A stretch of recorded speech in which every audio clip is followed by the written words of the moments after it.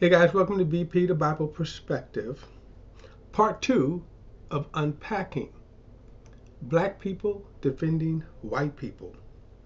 Is this biblical unity? Now before we get into it, please like and share this video and subscribe to BP, the Bible Perspective. And as always, if you have a thought or comment, add it to the comment section below. All comments are welcome. Now a couple of housekeeping things I want to do. I want to correct something I did in the last video. Let me go down to here. I mispronounced Kevin. I think I said Kevin Briggs, and his name should have been Kevin Briggins. So I'm making that correction. I mispronounced his name. And also, I want to give a big shout out for. Let me go to this video. Where are we at here? We begin with white attitudes that underline the racial problem. This video here, excuse me. There are a few. Let me move out the way here. Excuse me.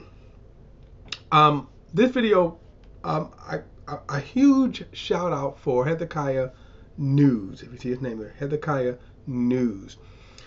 His YouTube channel has to me a wealth of videos. Some of these video clips that I had been looking for. To be able to show you that white people have not changed a lot of their thoughts. Again, some white people, okay, not all white people, but in the context in which we're dealing with here, and especially as you know, one of the things that we're dealing with is unpacking. Unpacking Monique Duson's this clip that she's doing here. It was a segment of her show, and one of the features, White Lives Matter, she put a question mark, and one of the things is that it said yes, they think White Lives Matter as far as the phrase is concerned. So we're unpacking her statement that her sole reason, and let me let you hear her own. Clearly stated that I started Center for Biblical Unity to defend white people. So you can go back and you can look on a ton of my interviews where I've said that was my sole reason for starting CFBU was to be able. All right, so that is a part of this clip here, this segment, and so she is going to later on in our segment we're going to play it in its fullness, in its context. But she has said this before. In fact, when I was putting this together, as I said before, there were a couple of things that caught my attention as far as Monique Duson's YouTube channel. One, it was the title itself that says Center for Biblical Unity. I'm always glad to see that, except as I sort of got into listening to some of her videos, that statement came up, not even in that clip, but I was actually looking for, because she said this clip before to a white guy. She go, when they come for you, brother, I'm here to defend you. And I was looking for that clip, and this clip is even better because she not only defends the statement, clarifies the statement, stands by the statement, and so my question, of course, is why is she only singling out white people? And notice she said white people. She didn't say white Christians. And so her sole reason for starting the YouTube channel was to defend white people. Now, we started unpacking her segment because, again, that is besides the astounding, shocking statement that her reasons was to defend white people, when we look at what the show kind of represents or is unpacking, this is kind of a microcosm of what we see in Christianity today, and particularly conservative Christianity, evangelical Christianity. In other words, all of the elements are right there. So you would have, and we've been unpacking this, Christian Bontrager, her partner, mostly her partner on the show, and then their guest, Kevin Briggins, in a sense defending the phrase, white lives matter. Remember, that's what they're defending. That's what this is about. The idea of white lives matter. But remember, she said that her purpose was to defend white people. And I found that shocking. So again, how is that biblical unity? Now, I want to play again the video where we left off at. I'm going to play it again because let's see here. I'm going to start at one video, and then I'm going to play that video from the 60s again in context here. Felt some type of way about it. I was somewhat indifferent about it. I viewed it as a marketing thing and nothing more. But other people are emotional about it, and yeah, they got what they wanted. They got the attention they wanted. Yeah, oh gosh, I think so much of there's a lot of positive sentiment here in the comments for what they did. And okay, now when she says there's a lot of positive sentiment, that means from white people. Now there could be some black people who think like Monique and Kevin and other black conservatives. Primarily, the people that's kind of in the amen corner here are white people. So let me finish out because I think she makes an interesting statement at the end here. And then I'm going to play the other video and then move on. It's cool. I can just disagree. You know what I mean? I don't have clarity about why you're disagreeing. All right. So she says she doesn't have clarity, right, of why she disagrees. Now, as I said before, that position,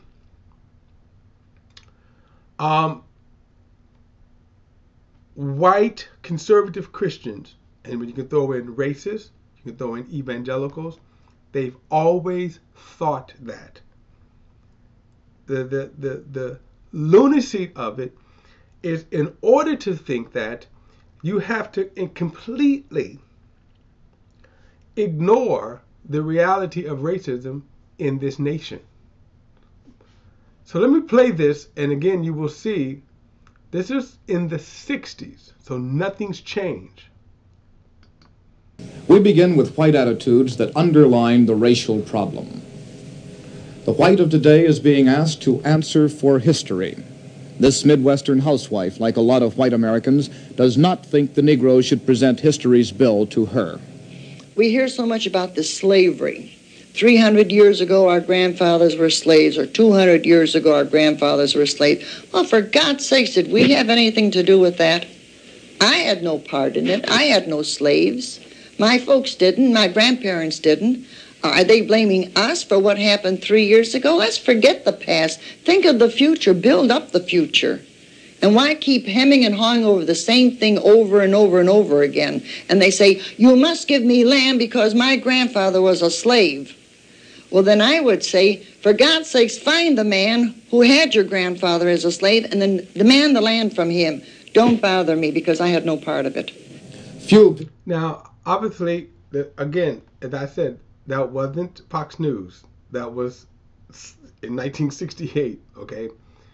But you see the sentiment there. In other words, the fact that she says, well, my grandfather, my father, my grandfather. Now, keep this in mind. You could tell she's an elderly white person. Probably looks to be in her 60s. So if you kind of subtract her age, she's going to be almost, what we could say is that her grandfather was certainly during the time of slavery. Now, my grandmother was born around 1900, around that, okay? My grandmother. which meant my great-grandmother was living during the time of 18th century, and then her mother was during the time of slavery. So my point is, we're not that far away, as she's trying to say, and certainly there are people, plenty of people, in her age bracket whose ancestors did own slaves. And remember, she benefited from slavery. She benefited from Jim Crow. And that, so they act like that doesn't exist. So we come to the future. I mean, we come to the present. And now you remember the statement that Krista made. I'm confused here. Why are you confused? Because they're denying certain, excuse me, reality. So let's move on to the next clip. That's where I'm struggling. I think I disagree because in the Black community, there are so many issues. And I think that Candace, I agree with Candace's. Now, she mentions the Black community. She's not speaking to the Black community. She's not representing the Black community. And as she has so definitively said, she is not defending the Black community. A lot of her statements, a lot of the way that she thinks about, you know, the things that are happening in the Black community. Now, to me, that's problematic when she aligns with the thought of Candace Owens. I'm not for sure Candace Owens even believed that stuff. Candace Owens, as a teenager, sued her school district and got $37,000 and used the NAACP, again, for racism. And it wasn't until just a couple of years before, I think right around within a couple of years of Trump's presidency. In fact, she used to criticize Trump. In fact, she was mocking him, mocking his genitals, things like that. Candace is a grifter, not mad at her. She's the one who makes money. She says, okay, I can make more money with this crowd than I can that crowd. She never gives accurate facts. So when she talks about what that Candace is we're talking about the Black community, and one of the things that Candace, you know, was talking about her Blexit was the American equivalent to the, you know, using the term that the that British use to try to get out of the European. What her thing was, she tried to emerge she was going to be the kind of Black Moses that was going to deliver the Black people from the Democratic Party and then deliver them over into the Republican Party. The problem with that, the Republican Party has never once said we want the Black people. They never reached out to the Black people. So, okay, I digress on that. But it's troubling because so many Black conservatives are buying into that. For example, even Kanye West, who said, hey, I like the way Candace thinks.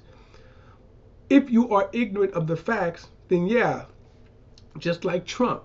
Look how many people bought into Trump's lies, right? And they basically said Trump was a businessman. He was this, he was that, and he turned out to be a total fraud. And they still follow him. Again, I digress. Like I agree with a lot of what she says. And I think, how do we bring people along to have the conversation who may not believe as you believe? And, you know, again, watch Krista's face. She's not buying this, in other words. And you're going to see this later on. She's not buying this. But to answer Monique's question, how do we bring people along? Well, the first thing you say, you don't alienate them by your statement, my sole purpose was to defend white people. Start there by reversing that. Are there times when, you know, I'm bombastic or I say things off the cuff and things like that? Yes, and we've had that conversation of how are you cognizant of bringing people along? And I feel like I shouldn't just intentionally, and I don't feel like she should either, just intentionally go and poke bears just because you can. Well, I would say her statement, the sole reason for her starting her YouTube channel, pokes a lot of bears, spits in the face of black people and every other ethnicity as well. Now, I focus mainly on black people because that's the contents of the statement. That you go into black church and they start talking about white people, she's going to stand up and go, hey, don't you talk about my white brothers. Now, you're going to hear her say this stuff. I'm not making this up. I'm not putting words in her mouth. She has said this. But it certainly stands true. Why aren't you defending any other ethnicity? Why did you only single out white people? As if white people needed this defense in the first place. Okay? Let's go to the next video. And you, on one hand, you want to say, could be, and she says this clearly over and over again, black people are just emotional, black people this, black people that. But then you actually have an opportunity to do something that can help bring people to a place. This is foolishness on her part. Candace Owens had never said she wanted to bring people together. Her purpose has never been to bring black and whites together. So that's I don't know why she's so focused on Candace in this sense. This idea of Candace. Candace has never said, when Candace roared the White Lives Matter, she probably thought, brilliant, why didn't I think about this sooner? Her and Kanye just said, hey, are we going to make money off of this? She probably thought, why didn't I think about this? So it's kind of foolish to me to think that, okay, this kind of person, Candace Owens, is this bridge, to unity. Monique herself is not even that bridge. But okay.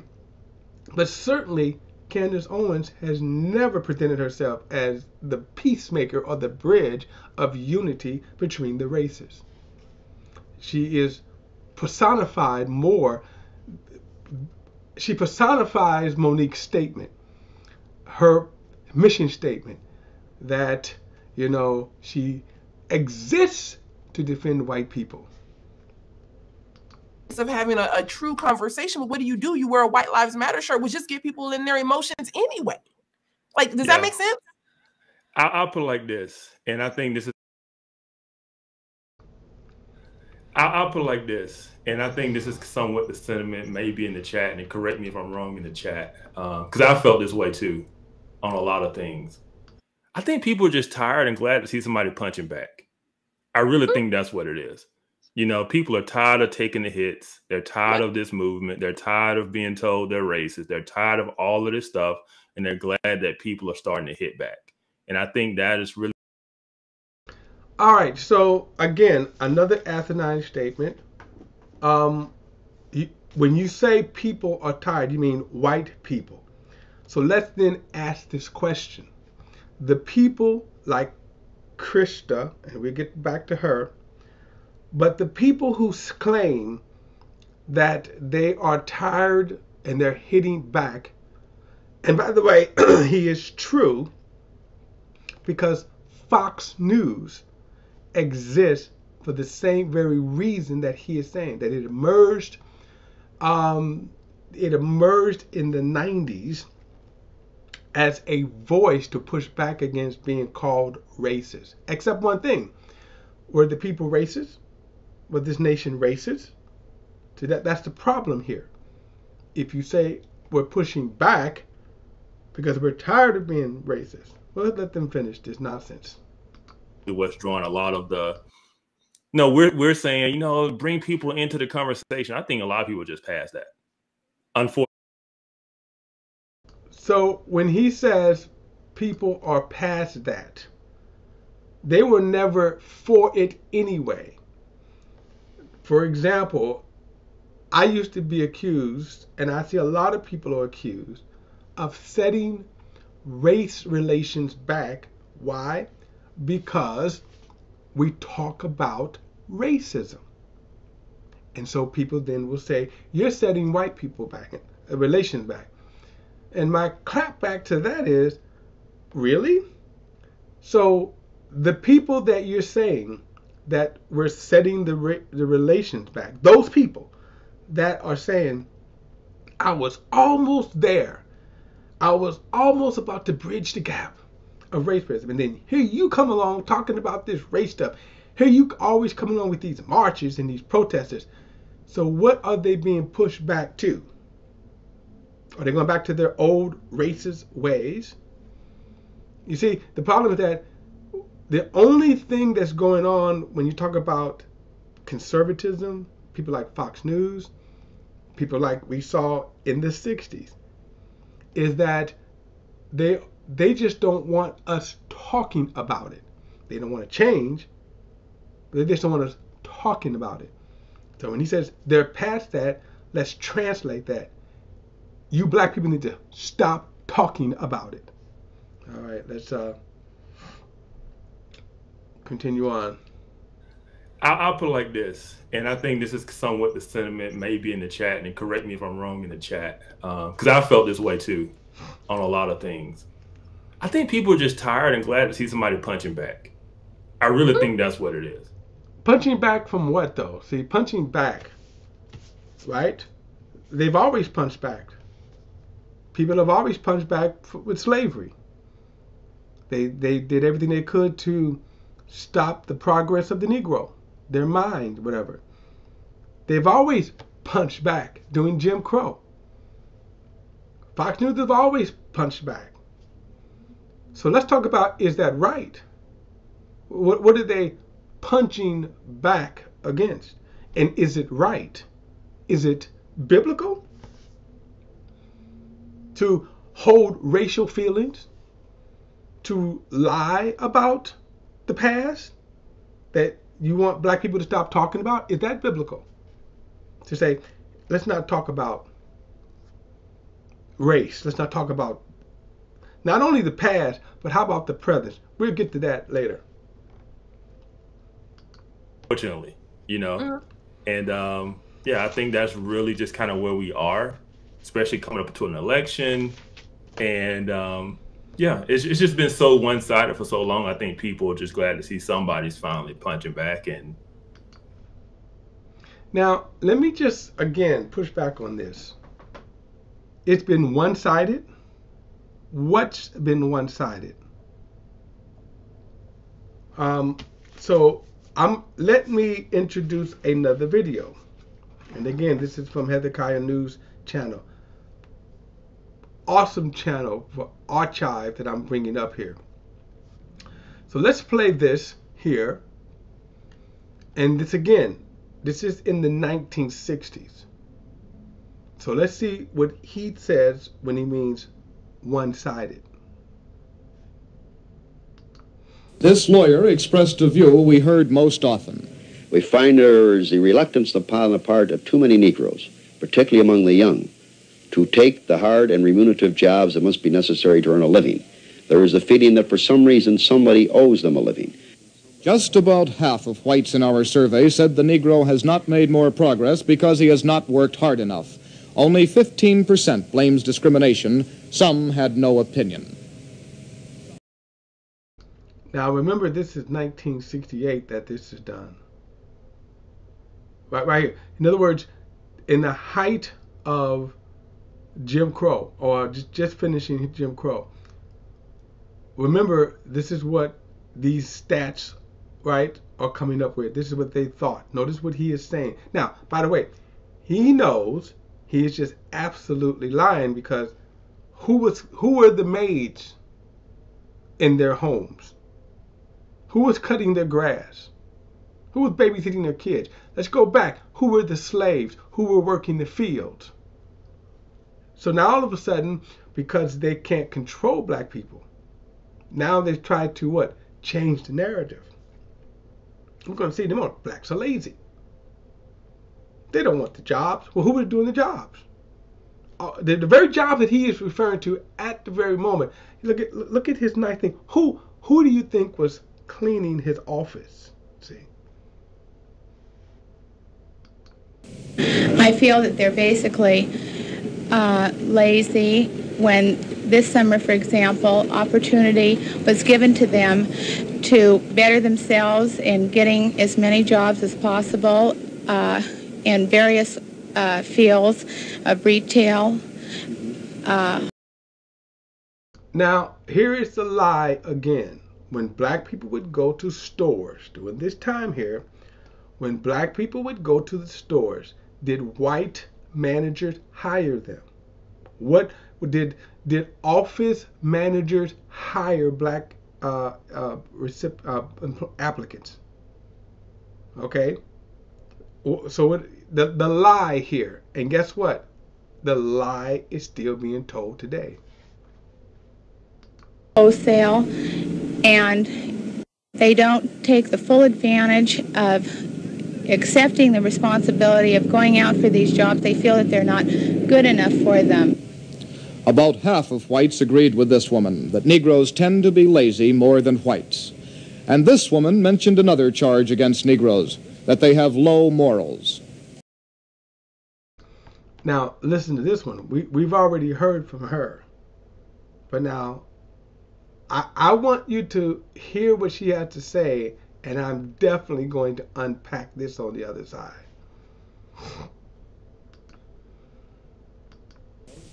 Their sex problem, let's face it now, how many white people have 10 illegitimate children? Very few. Very few. This seems to be a trend with them. And I often wondered, what happens to these here men who follow these children? Are they busy making babies elsewhere, or are they busy in the civil rights march yelling for their civil rights? And 4 out of 10 whites in our survey agreed that Negroes, more than whites, have low moral standards. However... So, again, we're hearing the same rhetoric today. Black people are lazy. If you notice, you could have inserted Black Lives Matter into that. They're violent. Now, what she doesn't talk about is, what about the crimes of white people? Go back to slavery. If you want to say that black people are savages, what did that make white people who bought the savages? If you say, as they're saying, the segregation, right?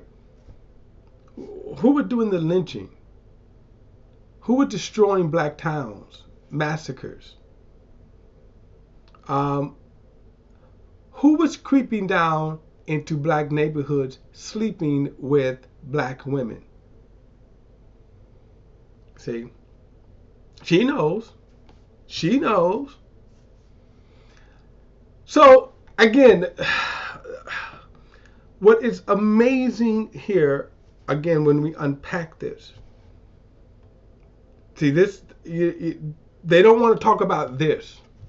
It is so easy just to say, well, you know, black people are the problem. Black people, right? Black people, they're lazy. They're immoral. But remember, they used to say that we are inferior. We were less than human. Do I have time for one more vid? Let me go one more video. And let's see here. No, I agree. I agree with you. You know, and I completely agree that people are tired of, you know, feeling like they have to take punches or that they're just called racist and things like that. And to that, I tell people all the time, you need to speak up. Like, don't wait for Candace Owens to come to your rescue. Mm-hmm. And I know it's hard, you know, so I don't know. I wasn't a fan. What say you? No. All right, so when you listen to, and we're not through. I got a couple more videos, but we're not through with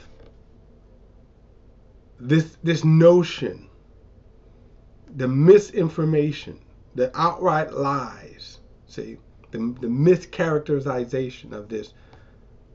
In other words, what she's saying. Now, think about all what I've just played for you, those videos, right? Just those 3. I can.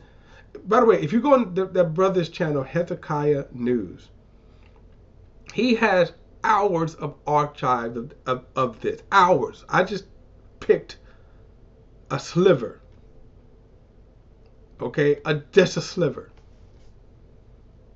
So when you want to sit back and say that, oh, And by the way, this is what you call white victimhood. White victimhood. That's what this is defense is. I think I'm going to change my thumbnail to this. Defending white victimhood. Yes, I'm going to change that because that's what they're doing. But you're defending lies. And the sad news about it, Monique knows it. She knows she's lying. All right, guys, that's my perspective here. Stay tuned for part 3. And don't forget to like and share this video and subscribe to BP, the Bible Perspective. I welcome your thoughts, your comments. All comments are welcome. Don't forget to hit that subscribe button. I'll see you in part 3.